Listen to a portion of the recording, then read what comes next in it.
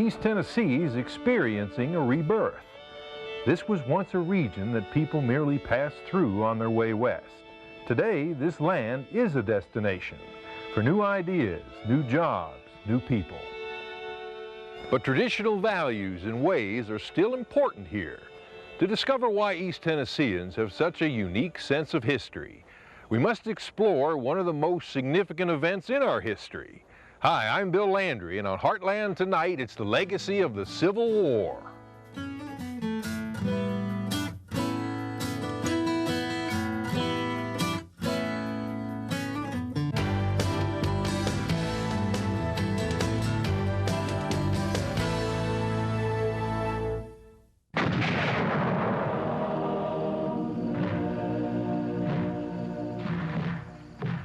When we look around today, it's hard to believe that this land was once devastated, ravaged, and barren. And so too the spirits of the people who inhabited it, a result of a civil war that was anything but. On Heartland tonight, we'll explore the legacy of the divided families of the Civil War, the tragedy on the home front, the Confederate occupation, and learn how the Civil War reaches across time to affect us today. Tennessee was the last state to secede from the Union. As a result, when war began, East Tennessee was a weak point in the Confederate arch because this was a divided land. The state was Confederate, but the people here weren't. As a result, East Tennesseans fought their very own personal Civil War. The spirit of independence has existed in East Tennessee ever since the area was first settled. From the Wataugan's Articles of Association to forming the state of Franklin, East Tennessee has acted as a separate entity within the state. At no time in history was this more apparent than during the American Civil War. There was a big convention here in Knoxville in May of 1861, and then they met a couple of weeks later in Greenville. And this was a convention of East Tennessee delegates, and their very serious consideration was we should break away from the rest of the state and form a separate state of East Tennessee so we can stay in the Union. But East Tennesseans weren't unified in their efforts or their beliefs. About 1/3 of the area sided not with the blue but the gray, and these divided loyalties resulted in some of the war's worst suffering in an area that just wanted to be left alone. This area suffered tremendously, and they suffered because of their sense of independence, that by golly, we're not going to join the Confederacy. We're better off in the Union. There were no major battles in East Tennessee. Strategically, this land wasn't as crucial as the middle and west of the state, but a worse kind of warfare was fought here, one that forced a people who were against the war into fighting for their lives. You're going to find heartache, you're going to find tragedy, you're going to find destruction, you're going to find a sense and spirit of revenge that's almost frightening.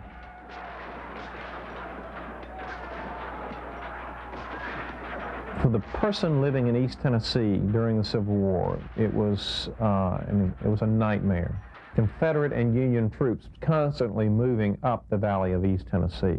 And it didn't matter if you were a Confederate sympathizer or a Union sympathizer, if you had food, if you had clothing, if you had blankets, if you had horses, if you had agricultural products, if they needed it, they took it. And this area was practically stripped bare by 1864. It was impoverished. By the 1920s, it was one of the poorest regions in the entire nation. East Tennesseans seemed to have lost everything but their spirit, and it emerged as a powerful force in how we think today.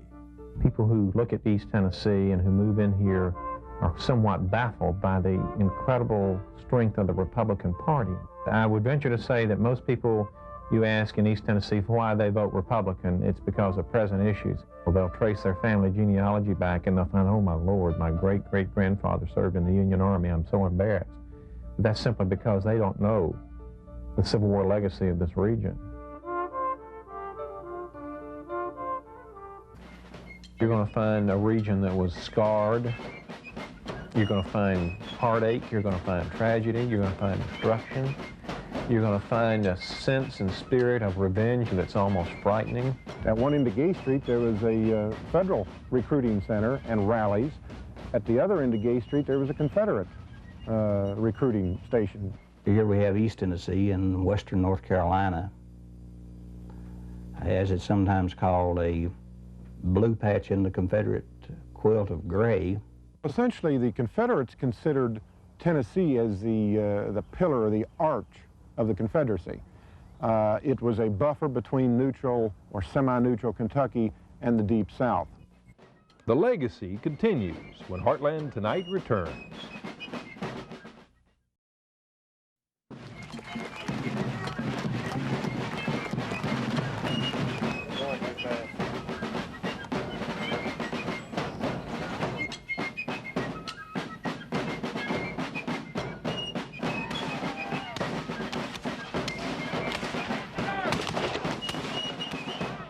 You had neighbor turning against neighbor, former friends turning against former friends, fellow church members turning against each other, and that's when it got very nasty. A lot of people were just forced into totally leaving the area, whether they were northern or southern, just to get out of the area of the war.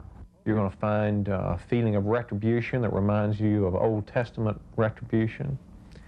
You're going to find people who will drive out former friends and neighbors and will no longer allow them to live here. Controlling this small pocket of mountain men and farmers would play an important role in our nation's most brutal war. Like nowhere else in the country, East Tennessee experienced the full range of tragedy, the pain of bloodshed of both sides in the Civil War. In June 1861, the people of Tennessee voted overwhelmingly to join the Confederacy. But 80% of the people who voted no were from East Tennessee, where loyalties were divided. While the rest of the state was raising troops to defend the Confederacy, 2 out of 3 East Tennesseans remained loyal to the Union. The reason why is rooted in the land. In the 19th century, the land was everything. It determined how you lived, how you worked, and how you thought. In Middle and West Tennessee, the land was relatively flat and fertile. Farms were large and profitable because they could grow cotton, a product that had a ready market in the Deep South. So when war broke out, the people of Middle and West Tennessee were united to join the Confederacy. East Tennessee was different. The land here was flat in places, but it was also rugged and mountainous. Most farms were smaller and not as profitable. Because the growing season was shorter here, most could not grow cotton. Instead, they grew this, wheat. It could take root on hillsides and would not wash away as easily. By 1861, it was the #1 crop in East Tennessee. Unlike cotton, though, it did not generate much profit, so many East Tennesseans were not as wealthy as their neighbors in the rest of the state. They were not as wealthy for another very important reason, and that reason is the crucial difference between East Tennessee and the rest of the state, the rest of the South, for that matter: black slaves. In 1861, they were considered property and counted as part of the cash value of a farm. Slaves made up 1/3 of the population of Middle Tennessee, where labor was in high demand. But in the mountains of East Tennessee, labor sprang from a less controversial source. The milling of flour and meal were the main industries here in 1861. To crush wheat into flour takes more water than muscle. It did not depend on slave labor. So only 10% of East Tennesseans were slaves. East Tennesseans were not anti-slavery. They were not abolitionists. They tolerated it. They weren't arch defenders of it, but they certainly weren't willing to go off and join the Confederacy and fight to the death to defend the institution of slavery. Unable to grow cotton and with little use for slaves, many East Tennesseans cast their lot with the North when the war erupted. But the landscape here was not just mountainous, it was varied, and so were the loyalties. In the lower counties where the land was flatter, some people could grow cotton. The Lenores of what was then Roane County ran this cotton mill here in Lenore City. This is where the cotton was spun into yarn before shipment to Atlanta and Charleston. Except for Sullivan, with its close ties to Virginia, all of the eastern counties that voted to secede were in lower East Tennessee. The towns tended to have close commercial ties to the South. By 1858, that network dramatically improved with the completion of the East Tennessee Railroad. From Bristol to Chattanooga it ran. The towns along its path, like Chattanooga, Knoxville, and Greenville, all would become centers for Confederate sympathy. But the railroad could not reach the rural areas of Middle and Upper East Tennessee, and it was here that Union sympathy would run the deepest. The Civil War here was more than a war between states. It was a war within a state, of brother against brother. That's why it caused such a desolation of spirit. You had a great deal of turmoil, excitement, which I think you see in most of the country at that time. You had a feeling of, we don't want the war, we don't want the problems, we want to be left alone. That was in the spring of 1861. East Tennesseans busily worked their land and stubbornly clung to a thread of hope that civil war could be avoided. And just as stubbornly they held on to their beliefs. East Tennesseans were not of one mind, however. In a land where the people did not want war, battle lines were already being drawn. This is East Tennessee on the eve of the Civil War. In 1861, East Tennessee was peopled with hard-working, hard-headed men and women who knew their own minds. The spirit of the Watauguans was in their blood.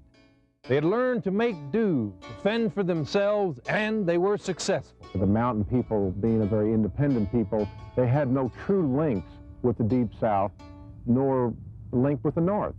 They were just simply, again, a people that were very isolated, both in their thoughts and in their political actions. But talk of war had reached the secluded valleys and hollows of East Tennessee. Families who had been untouched by the events of the day found themselves being swept into the struggle. You found people beginning to draw sides, to choose sides, and to begin to take part in it. Commitment. For 2 out of 3 East Tennesseans, that commitment was to the Union. A typical East Tennessee Unionist in 1861 was a rural small farmer. He did his own work with the help of his family.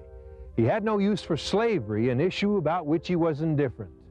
The American victory over the British at Kings Mountain still rang in his ears. Men like John Sevier and Andrew Jackson were still his heroes.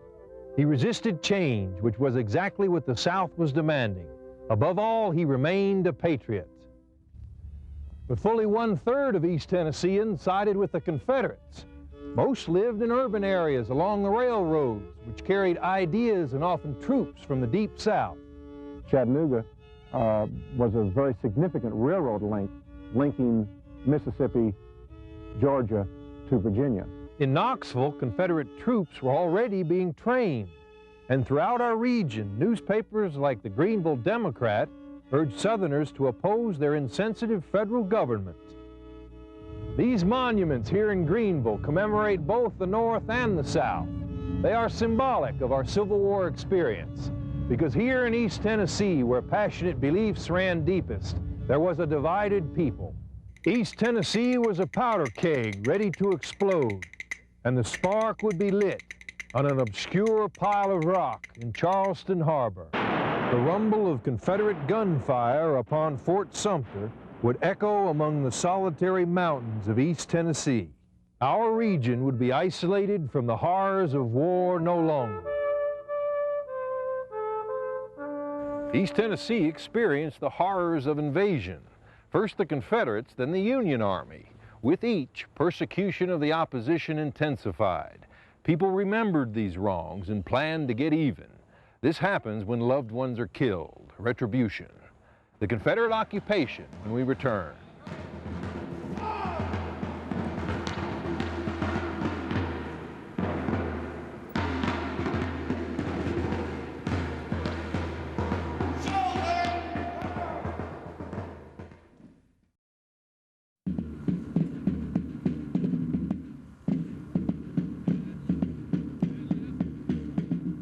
Back and forth, the armies fought. Tennessee fed them both until there was no more to give. Nothing left to take. Invading armies had taken it all. As Civil War was erupting in 1861, Confederate troops moved swiftly into our region. They controlled the railroad, which gave them control of East Tennessee. But 2/3 of the residents here were Unionists. The Confederacy would be challenged.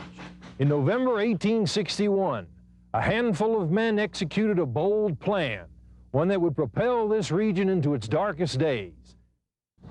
Their plan was simple and daring. Sever the railroad through East Tennessee and cut off Confederate troops and supplies. Federal forces from Kentucky would then sweep down and capture East Tennessee. The plan began to unfold as 5 bridges were burned. They missed this bridge over the Holston at Strawberry Plains. It would later be destroyed 4 times during the war. Because of the brash action of a handful of men, all the East Tennessee Unionists would feel the wrath of Confederate rage. In the wake of the bridge burnings, the Confederates began sending 60 prisoners a day to Knoxville. Here at the corner of Main and Market Streets, a temporary jail was created to deal with the hundreds of arrests. One of those prisoners was Harrison Self. On the day after Christmas, 1861, his daughter sent an urgent plea to Jefferson Davis in Richmond. My father, Harrison Self, is sentenced to hang at 4 o'clock this evening on a charge of bridge burning. As he remains my earthly all, and all my hopes of happiness center on him, I implore you to pardon him. Elizabeth Self. At 2 o'clock, she had her answer. Her father's life would be spared. Other bridge burners were not so fortunate. By April, East Tennessee was under Confederate martial law. The home front was now the battleground, one of survival. On this Campbell County farm outside Lake City, the Llewellyn family hid food and supplies within the walls of their home.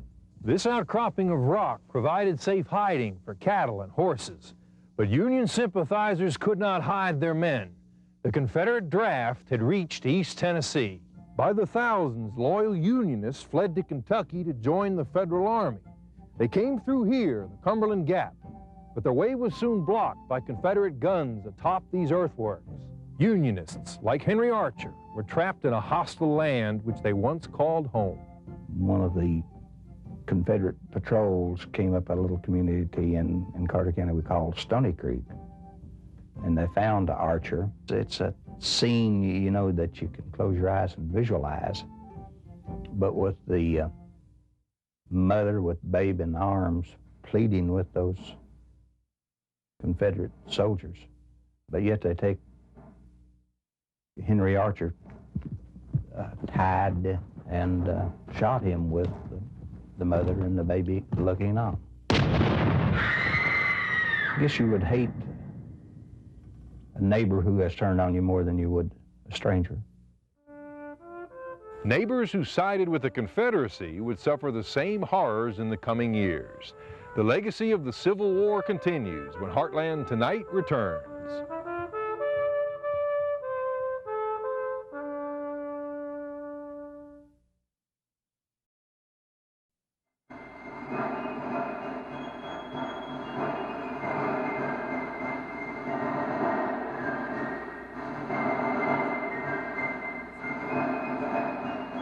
For the Tennessee farm boys, for that's what they were, the real horror was in fighting. Whether Yank or Reb, the experience was similar. It was tragic. More Tennesseans died fighting for the North than all but 4 northern states, and only 2 southern states lost more boys than Tennessee in the war. The legacy of the Civil War remains indelibly etched in the character and fabric of our makeup, even today. 1858. Irish stonemasons James and Patrick Riley complete the supports for this railroad bridge across Lick Creek. The Rileys then put down roots in Mohawk, Greene County. That's the beginning of a story about bridges that involves whispered truths, an ousted portrait from the state capitol, and a pickup truck. 1861. Tempers are like cock guns. Railroads, the supply links to the Confederate Army, are hot property, but not as hot as they'll get.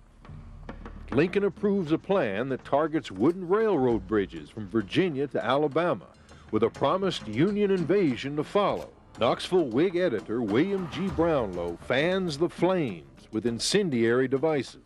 Notify traitors, we stand by our Union, thanks of seceded states, to be plundered by the traitors. A wicked crusade. Confederates finally shut down the inflammatory press, but Brownlow's hate smolders on as he later becomes governor. The fuse was set. An eavesdropping Maryville servant girl says she heard Brownlow and company talking about burning bridges. The story falls on deaf ears. History takes a turn. Arsonists take aim at 9 railroad bridges. November 8, 1861, a night burned into East Tennessee's past. 7 bridges fall. But the Union invasion never happens as planned. Hands more inclined to create take a torch to Lick Creek Bridge that night. Within weeks, the hands of master potter Christopher Hahn penned final words before his hanging. Sell my shop, tools, oven, glazing mill, and so on, which will be some help to you and the children. Dear wife, here's the hardest part. Closing the last letter to you and my children, forever on earth. C.A. Hahn. Today, Hahn's descendants are scattered throughout East Tennessee. One of them is Lonnie Fox of Morristown. I work at the Hammond Farmers Co-op in Morristown, and I work on the loading dock. In 1965, my great aunt Willie White sent a letter to me that she wanted copies made, and that's the first I knew of it. I'm just a simple man, try to keep my life simple, but there's a story that needs to be told, and I want it told for my children and their children. He was a rock mason, I guess you'd call him. Sam Riley's great-great-grandfather helped build the bridge. Kind of a playground for a lot of us children. We'd come down, we'd walk the rails down. You know, you're not worried about history as much then as you are in your later years. Well, basically, growing up, I lived roughly a mile from here, and I probably live 2 miles from here now. The Rileys set up a blacksmith shop nearby. In 1926, the Riley Chevy dealership took its place. We do not see the wounds of the Civil War today, but they exist. Track the offspring of political parties and you'll find Brownlow still censured 126 years later. Nashville Democrats in 1987 have the governor's portrait thrown out of the Capitol. And ordinary people are inescapably linked, rarely realizing their paths have crossed before. Despite time and space, the bridge burner and the bridge builder are linked in a small way. I bought my truck from Joe Riley in 1979. It dawned on us that his ancestors had helped build it and mine had helped burn it. The Civil War happened here, to our people struggling over this land. Let us remember the legacy of war that it affects still after 140 years. We'll delve deeper into the impact and events of the Civil War. See you next week.